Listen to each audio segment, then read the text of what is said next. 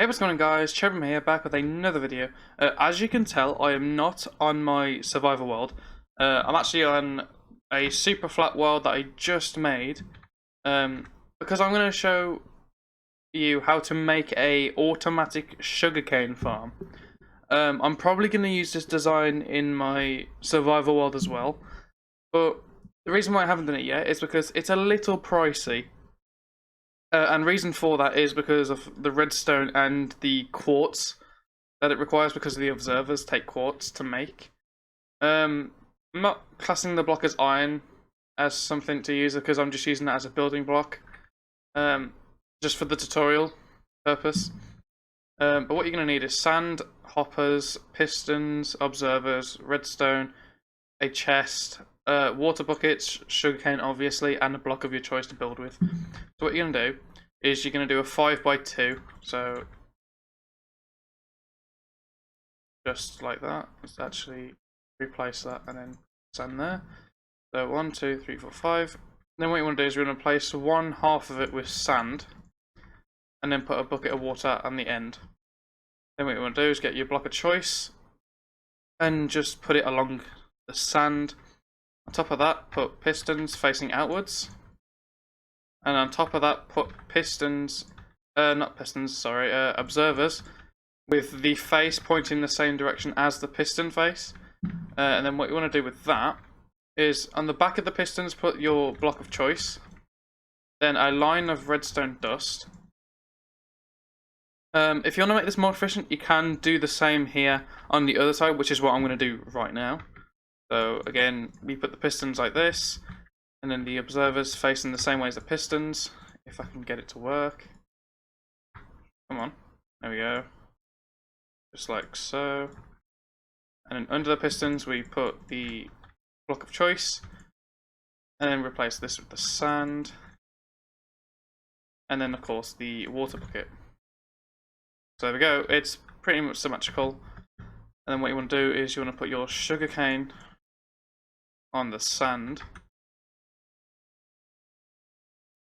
And then what you want to do is you want to come to the center here and then place a hopper. Well, first what you want to do is you want to get a double chest and put it there. Or should I make this one more further? No. Okay, so all those will put a hopper going into the double chest, and then we're going to break these. I've made this one too deep, haven't I? I have indeed. Alright. Apologies for that. Replace that for a second. Put a double chest there, with a hopper going into that, and then break that. So oh, you do have to go further then. I'm an idiot. So again, double chest, and then the hopper going into that. So then so basically how this works is the sugarcane will grow 3 blocks high. As soon as it hits the same height as the face of the observer activates for a second. Hoppers then, the piston then activates, pushing the sugarcane to then making it break. Then it will go into the water, into the hopper, and into this chest.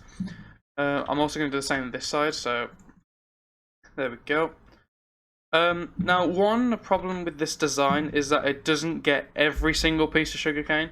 Sometimes you can fix mostly some of it, and that's by putting a layer of glass on the outside of this. So then whenever it breaks, it doesn't bounce and go over this side. But occasionally, the sugarcane will break and then stay on this block. And it will just despawn, which is something you can't help. Unless you spend a lot more resources putting minecart rails with minecart hoppers underneath it, and then going into another chest system somewhere else. But that's too much just for the little bit of sugarcane that gets put there. If you know what I'm saying. And what I'm going to do real quick is I'm going to cut forward to the part where I put the layer of glass around, so you know what that looks like. And that's what it should look like after you've done the glass.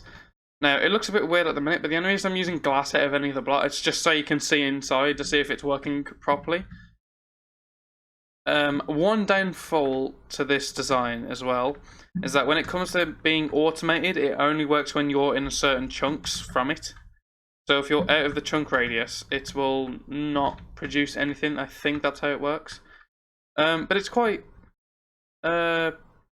efficient. So let me just grow all this too high. And then this one I'll grow 3, so all of them activate. There we go. As you can see, some of them break on the sand block.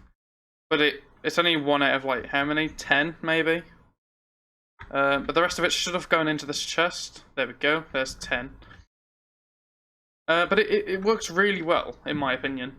So, if you guys have enjoyed that video, please leave a like, subscribe, and turn notifications on so you are notified when I do my next video. And I'll see you guys in the next one. Peace.